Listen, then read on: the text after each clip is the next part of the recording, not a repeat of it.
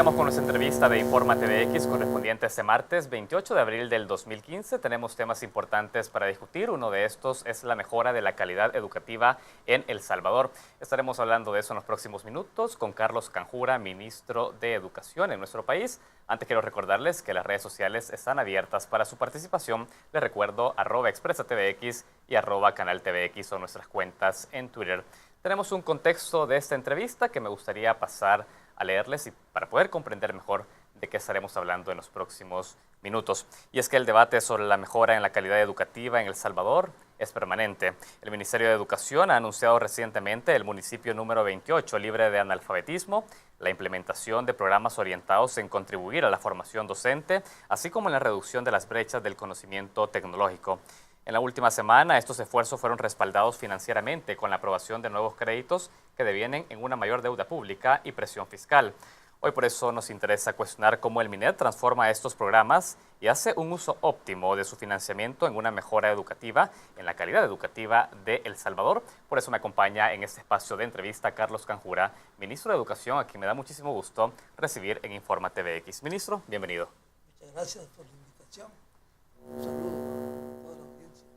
Excelente, ministro. Tenemos importantes temas de los cuales hablar que van orientados a la mejora de la calidad educativa. Hemos señalado algunos programas que han sido impulsados por el gobierno en los últimos meses. Pero antes de entrar a esto, ministro, a mí me gustaría conocer, se ha escuchado argumento por parte de la oposición política en nuestro país y de resistirse a aprobar nuevos créditos, nuevos préstamos orientados al Ministerio de Educación.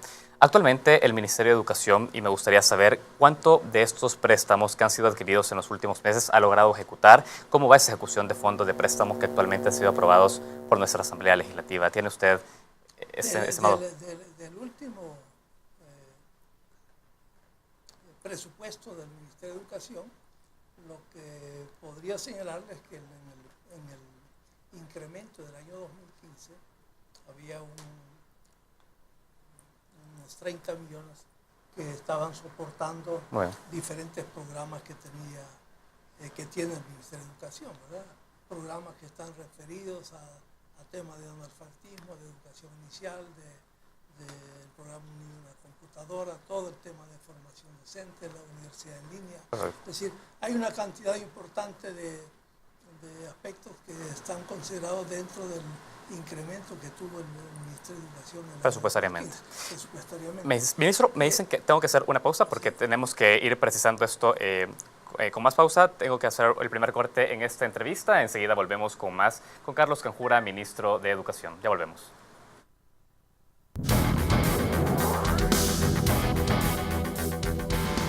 Continuamos con la entrevista de Informa TVX. Carlos Canjura, ministro de Educación, se encuentra con nosotros. Estamos hablando sobre la implementación de programas que estén orientados a la mejora de la calidad educativa. En estos momentos hablamos en materia presupuestaria. Ministro, antes de ir a la pausa, nosotros muy bien preguntábamos cuál es la situación de ejecución de todos estos créditos y préstamos que se han realizado orientados al Ministerio de Educación para mejorar la calidad educativa. Usted nos comentaba ya algunos de esos proyectos. Me gustaría que pueda ser preciso y nos comente en qué se está invirtiendo actualmente con esos préstamos. Exactamente. Bueno, en todos los programas que le señalaba, el programa de alfabetismo, el programa de educación inicial, el programa de Unido en la Computadora, el tema de formación docente, el tema de universidad en línea para atender esa demanda insatisfecha de los estudiantes que egresan de bachillerato y que no tienen acceso a la Universidad de El Salvador. Todos esos temas son temas que están abordando con el presupuesto del Ministerio de Educación, ¿no? Entiendo que ese monto de 30 millones es un monto que obviamente requiere financiamiento, que es lo que tramite el Ministerio de Hacienda. Por otro lado, hay un tema de demanda magisterial que ya acordamos con las organizaciones magisteriales de un incremento de un 5% en el de salarios. Eso representa en el caso nuestro de un incremento de 25.8 millones. todo esto pues requiere respaldo presupuestario, por supuesto. Muy bien. Por otro lado, tenemos un préstamo que estamos ejecutando con el Banco Mundial, un préstamo de 60 millones, que lo estamos ejecutando este año de manera normal, ¿verdad? Nos estamos apoyando en este préstamo para todo un programa de mejoramiento de infraestructura escolar y para el tema de formación docente, entre otros. ¿Cómo evalúa usted la ejecución presupuestaria dentro del Ministerio de Educación desde que usted asume esta cartera? Se lo pregunto porque ahora existe ya un dictamen favorable en Comisión de Hacienda para hacer responsabilidad fiscal y obligar a las instituciones del Estado que al menos tengan una ejecución de un 80% de ejecución pública precisamente. En el Ministerio de Educación, ¿cuál es la situación en materia de ejecución presupuestaria? El año 2015 el nivel de ejecución estuvo por el 58% de los préstamos, ¿verdad? Del préstamo de Banco Mundial, que es, como le dije, de 60 millones. Ahora, ese préstamo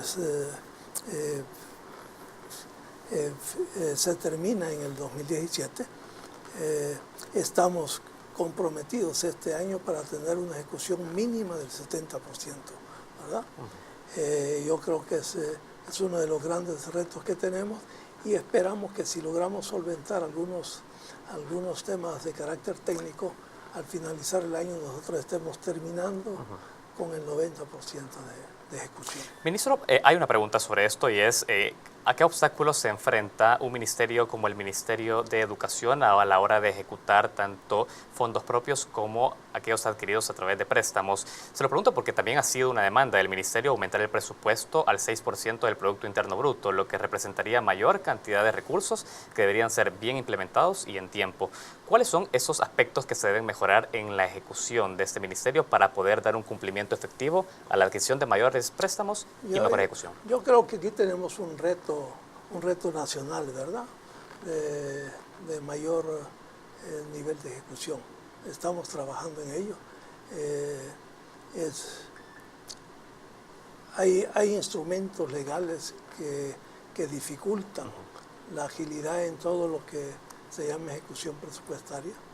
Por ejemplo, creo que hay que hacer una revisión profunda de la legislación, sobre todo lo de la CAP, que creo que sí es un freno a la ejecución ágil, digamos.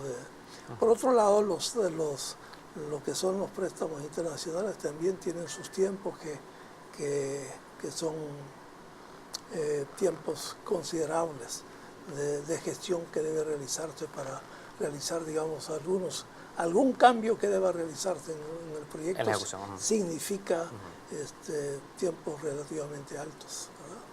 Así es que, pero sí, como le digo, estamos comprometidos. Yo espero que este año el Ministerio de Educación ronde el 90% de su ejecución. De ejecución, sí. Perfecto, ministro. Usted anunció recientemente que ya se encuentra en proceso de diálogo un aumento del 5% por lo menos a una parte del sector docente en nuestro país. Es un tema que me interesa abordar a continuación porque entiendo que el ministerio está impulsando un programa de plan de formación docente. Y antes de que usted entre en detalle y nos comente sobre este proyecto, yo quiero saber específicamente esos incentivos monetarios de los maestros salvadoreños. ¿Es que el ministerio es consciente que son bajos los salarios de los docentes y eso podría representar una baja calidad de su servicio a los alumnos? Bueno, que los salarios de los docentes son bajos sí es algo que creo que el país debe reflexionar, ¿verdad? Es algo importante porque al final de cuentas a los maestros se les asigna una responsabilidad que es muy, muy delicada. Es construir el futuro ciudadano, no es una tarea sencilla y sin embargo ha estado en condiciones, voy a ponerle salariales, no las mejores, ¿verdad? Pero por otro lado creo que tenemos que avanzar en la ruta de generarle a los maestros espacios mayores para su desarrollo profesional. En eso estamos trabajando, justamente todo el proceso de formación de maestros en servicio, que lo tenemos para todos los niveles y en todas las especialidades. Ya lo trabajamos desde el mes de enero con maestros de bachillerato, de tercer ciclo y bachillerato. Es un proceso que empezamos el 24 de enero. Y con los maestros de básica es un esfuerzo que lo iniciamos el 11 de abril. En el primer caso, por maestros de bachillerato, de tercer ciclo y bachillerato, tuvimos una demanda de 900 maestros. Pretendemos hacer un grupo fuerte de especialistas en cada uno de los campos, en biología, en química, física, ciencias sociales, especialistas en cada una de las disciplinas en las que se trabaja en el currículo nacional. Y queremos trabajar también en toda la formación de maestros en el área de las artes, de educación física. Estamos haciendo un esfuerzo por formar maestros de inglés para atender toda la demanda nacional. Bueno, y todo eso requiere obviamente recursos, ¿verdad? Excelente. Es un tema que creo yo lo vamos a enfatizar en este periodo. Y lo otro que creo que es importante destacar, porque va a requerir una inversión muy alta en la próxima década, es el tema de infraestructura escolar. Quiero quedarme con eso, ministro, porque usted ha dicho y de alguna manera ha reconocido en esta primera parte de la pregunta que sí es importante poder reforzar el ingreso de los docentes que no han tenido históricamente, según lo señala usted, un ingreso que corresponda a las funciones que tienen en la sociedad. También ha hablado de este plan de formación docente. Quizás para recapitular un poco sobre el contenido de este plan, entendemos que son programas de especialización a docentes de educación básica y también del bachillerato que estarían teniendo conocimientos en matemáticas, literatura, física, química, entre otras materias.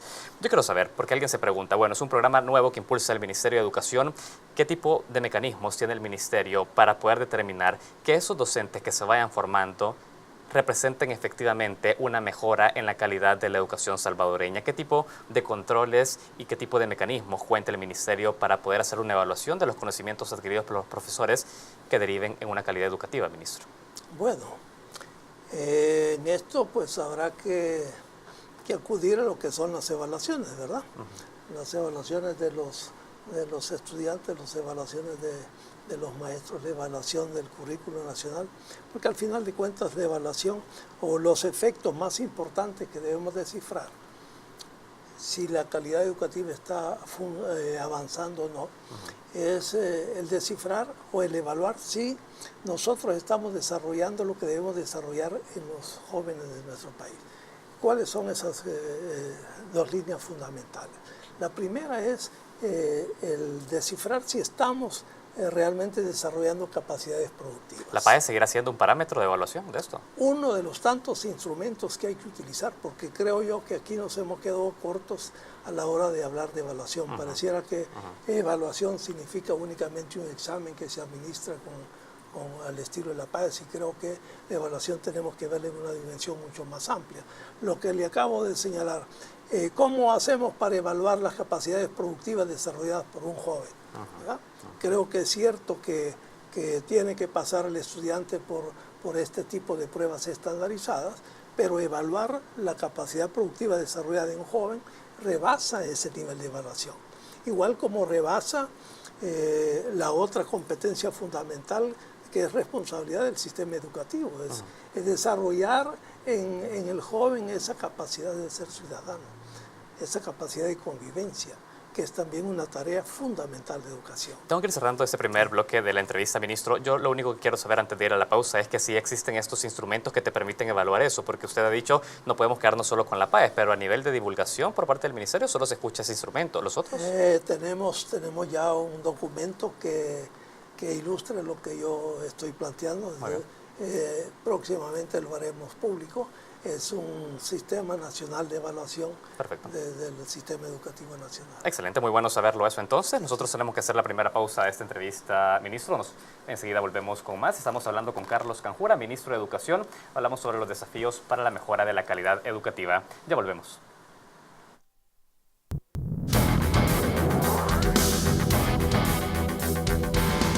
Continuamos con esta entrevista. Carlos Canjura, ministro de Educación, se encuentra con nosotros. Ministro, usted ya hacía de alguna manera el anuncio de que, bueno, próximamente se estará presentando al país este plan de evaluación que es más integral y que va más allá de una prueba de aptitudes y conocimientos como la PAES. Ahora, tenemos un plan de formación docente, pero ¿qué pasa en los primeros años de la formación del maestro en El Salvador? También hay iniciativas orientadas en mejorar la currícula con la cual un docente se está formando en El Salvador. ¿Qué hay de esa apuesta? En eso estamos trabajando justamente ahora, ¿verdad? Creo que tenemos que hacer una revisión profunda de lo que hemos hecho en las últimas décadas en la formación inicial de maestros. Creo que tenemos que hacer consideraciones muy importantes acerca de los planes de estudio que hemos utilizado para formar los maestros. Hicimos un esfuerzo en el año 2013 para mejorar lo que se venía haciendo, pero creo que nos hemos quedado cortos en ese planteamiento global que debe tener la formación inicial de maestros. Creo que hay que hacer consideraciones de esta naturaleza. Primero, es importante estimular que estudiantes talentosos, que estudiantes con muy buen rendimiento aspiren a ser profesores, ¿verdad? Porque de lo contrario nosotros vamos a estar inyectándole al sistema educativo no lo mejor que podríamos aspirar para que construyamos la sociedad del futuro. Entonces a mí me parece una política importantísima el tener definida una política de cómo se ingresa a la carrera de profesor. Eso requiere estímulos, requiere mensajes claros de la sociedad de que sí le interesa que sus docentes sean de muy buena calidad. Y volvemos al tema de los salarios. Volvemos al tema de los salarios, volvemos a todo el estímulo de la profesionalización que debe tener nuestro maestro y todas las diferentes áreas que debemos cultivar en los maestros del futuro. Creo que eso va a significar también una revisión de todo el sistema universitario en relación al tema de formación de maestros. Creo que tenemos que hablar con todo el sistema de formación de maestros, las instituciones encargadas de formar maestros. Tenemos que hacer un diálogo muy franco y muy abierto acerca del reto que tenemos. Y por supuesto tenemos que avanzar en una política de estímulos para la formación de los formadores en el sistema universitario. ¿Se ha puesto metas la gestión de Carlos Canjura al término de este quinquenio para saber cuántos nuevos maestros ingresan al sistema educativo salvadoreño bajo esta nueva serie de estímulos? ¿Hay un planteamiento de metas sobre eso? Estamos más bien ahorita planteándonos todo el tema de... ¿Diagnóstico? No un diagnóstico. El diagnóstico lo hicimos, fue lo primero que hicimos cuando llegamos a la cartera. Estamos haciéndonos el planteamiento para definir justamente las metas que debemos proponernos, porque aquí en el tema de maestros hay una paradoja tremenda, porque a pesar de que tenemos una cantidad importante de deficiencias en las especialidades, tenemos muy pocos maestros de artes, en cualquier expresión del arte, muy pocos maestros de teatro, muy pocos maestros de música, tenemos muy pocos maestros de historia, muy pocos maestros de química, y creo que a pesar de ese déficit, nos encontramos con que hay más de 40.000 que están habilitados para ejercer la docencia y que están desempleados. Muy bien. Es decir, hay una paradoja en un exceso de ofertas sobre especialidades que hay que atenderla. Sí. Ministro, el tiempo se me va agotando y hay un punto que a mí me gustaría tratar con usted y es, recientemente se ha anunciado el lanzamiento del plan Una niña, un niño, una computadora. Sabemos de que este plan vendría a beneficiar alrededor de 84.398 estudiantes. Alguien se pregunta de qué manera el Ministerio de Educación, a través de números y un seguimiento concreto, estará brindando también capacitación tanto a docentes para poder aprovechar el uso de las nuevas tecnologías en la educación, como a los estudiantes para poder entender el entorno tecnológico, no solo en el área urbana, sino sobre todo en el área rural, donde se ve una mayor brecha tecnológica. ¿Qué tipo de acciones hace el Ministerio para acompañar la implementación de un programa efectivo como este? Bueno, nosotros tenemos ya el programa en el año 2012 hubo un esfuerzo por atender las zonas que habían tenido resultados más bajos en La Paz se atendieron con este tipo de programa. Fue un programa no tan amplio como el que estamos, con el que estamos trabajando una especie de piloto. Una especie de piloto. Y justamente uno de los grandes retos es lograr el uso eficiente de recursos, porque para que tengamos un uso eficiente de recursos, pues debemos capacitar al maestro, debemos formar el recurso para que localmente se atienda las diferentes áreas que deben desarrollarse. Por ejemplo, las computadoras que se asignan, las 6.500 que se entregaron la semana anterior, son computadoras que ya, bueno, por un lado ya tienen una enciclopedia, tienen muchas alternativas de conocimientos de matemáticas, de ciencias, de geografía, de historia, que creo yo que va a requerir un acompañamiento, por supuesto, del maestro en el sistema educativo. ¿Y ya se contempló qué tipo de inversión se va a hacer en el maestro para que pueda aprovechar ese tipo de instrumentos? Es que justamente una de las componentes en todos los cursos de formación que tenemos de maestros, porque nosotros aspiramos a atender a toda la población de docentes del sistema. Muy bien. Y una de las componentes que lleva todo módulo de formación, si es de matemática, pues lleva su componente de computación. Tecnológico. Si es de historia, igual lleva su componente tecnológica. Hay varias componentes que tiene cada uno de los módulos. Aparte de la especialidad, está, por ejemplo, un tratamiento sistemático de todo el tema de responsabilidad docente, lo que hemos llamado ética docente. Ese tema lo llevamos a lo largo de todos los módulos. El tema de la utilización óptima de recursos tecnológicos. Excelente. Es también algo que llevamos. Es decir, que no podríamos tener tampoco una expectativa de corto plazo respecto a los resultados que pueda brindar la optimización de esos recursos en el sistema educativo nacional, porque aún está en formación del docente el uso de las tecnologías. Yo quisiera enfatizar que en educación no hay soluciones mágicas, ¿verdad? Estos son siempre procesos que llevan su tiempo, ¿verdad? Y dar un salto de calidad. Solo le comento lo que nos costó a nosotros lograr una posición aceptable, digamos, en el mundo de las Olimpiadas Internacionales. Nosotros nos pasamos 5 años en posición bien baja, formando a los jóvenes en las diferentes especialidades, pero los resultados nuestros eran bajos, ¿verdad?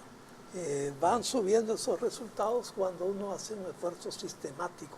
En educación no se vale llegar a hacer un trabajo a la pasada. O lo hacemos de manera sistemática y prolongada, o realmente no hay resultados interesantes. Carlos Canjura, ministro de Educación. Nosotros hemos querido a través de esta entrevista conocer su posición respecto a diversos temas, específicamente la formación docente. Usted ya ha sido enfático que el ministerio está trabajando en eso. Nosotros estaremos muy atentos a cómo continúan estos programas y también qué resultados están brindando al sistema educativo. Le agradezco el tiempo. No, muchas gracias a ustedes. Un placer.